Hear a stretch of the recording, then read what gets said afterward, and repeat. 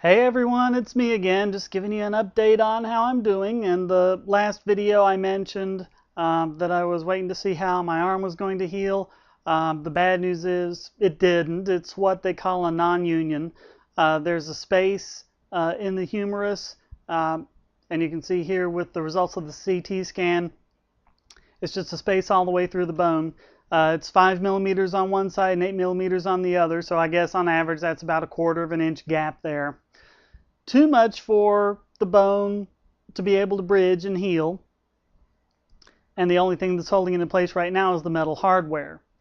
And so Monday I go into surgery. I'm got to get there at 7 a.m. I go under the knife at 9 a.m. and they're going to take a bone graft from my hip and use it to bridge that. Hopefully this will be the last thing I have to do. That should take about 6 weeks to heal. And hopefully after that I'll be 100% healed and this will finally all be over with. So I've just got that to go through.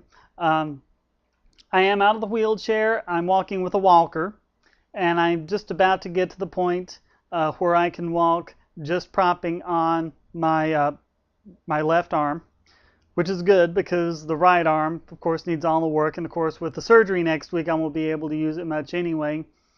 But I should be able to walk around just propping on my left arm, and that's actually getting easier. Hopefully I can move up to the cane here in, I don't know, probably a couple weeks or so. So things are going good, things are getting better, things are healing. I just have this surgery to get through. The kids are doing fine, as you saw in the last video. They're running around like nothing ever happened. We just worked on getting them scheduled into day camp this summer. So that'll be good for them. And that's really about it. Things are continuing to go well. I'm really very, very fortunate. Someone on MySpace had sent around this thing about a lady who was hit by a drunk driver. Sounded like an accident very similar to mine, hit head on, except her car caught on fire. And she just has nothing but skin left all over her face and head. Her hands are just nubs. She doesn't have a left eyelid, so she has to keep having drops put in it, and it's just such a pathetic sight. I'm really very fortunate. I won't say lucky. If I were lucky, I wouldn't have been in the accident to begin with, but I am fortunate that I can look forward to a complete recovery, and my kids have already had a complete recovery.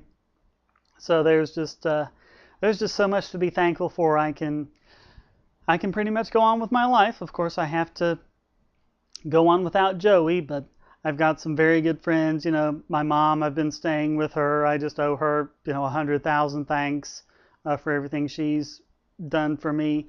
I've been in a hospital bed, and basically this is my sister's old room, and my daughter has been sleeping in my old room. So I really appreciate everything she's done, but I'm really anxious to get back home.